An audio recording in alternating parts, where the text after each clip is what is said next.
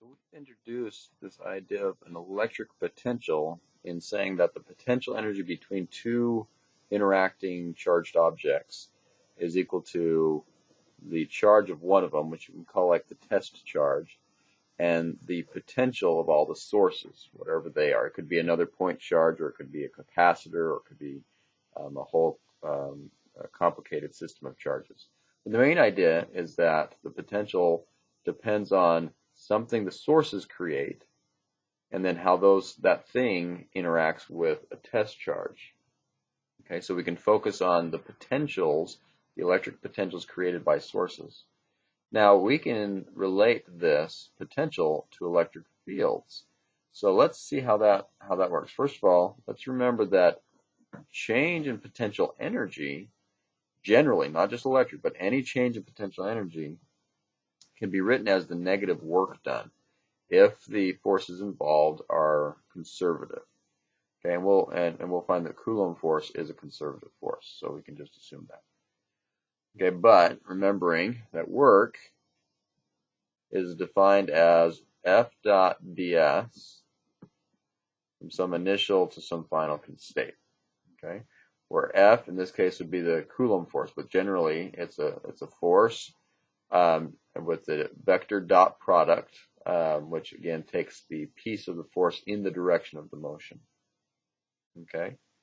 Well, let's go ahead and use what we know about F for a Coulomb force. We know that initial to final, that F is Q of a test times E, and E is a vector. Okay, so Coulomb's force is Q times E. E is the electric field of all the sources, and this is the test charge. Well, since that's just a constant, I can pull that out, and I get a negative QT, initial to final, of E dot ds. Okay. And then comparing this with that, knowing that this is my delta U, I could say that it's equal to a QT times a delta V. That would be the same thing as this. So delta V is equal to a negative of this integral. We have delta V is equal to a negative integral from initial to final of E dot ds. Okay.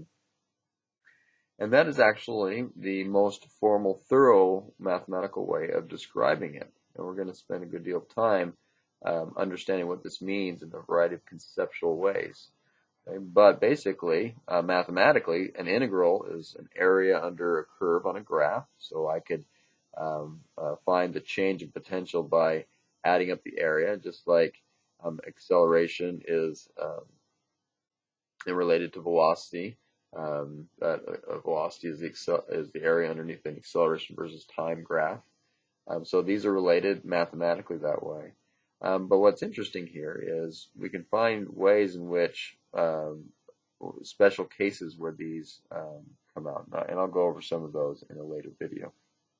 Okay, but something to mathematically do. So this is one relationship that's really valuable. One way to look at that is if E is constant, okay, then we could pull that out. So I'm going to pull this up here. And I can say, okay, E is constant. If that's true, then my delta V will equal negative E. Okay, and I'm gonna do this too. E S. So I'm taking the component of V in the direction of S to take care of that.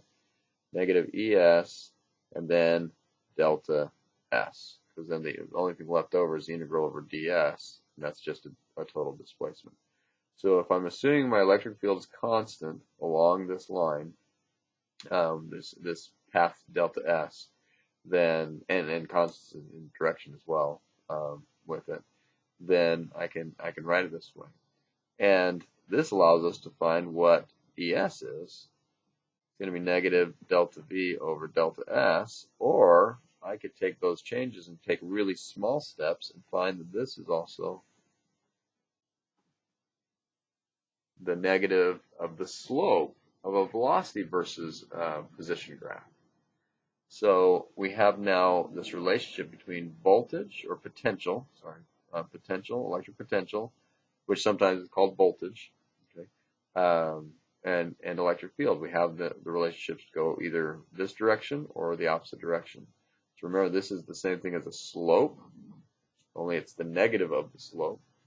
This thing is the same thing as an area under a curve.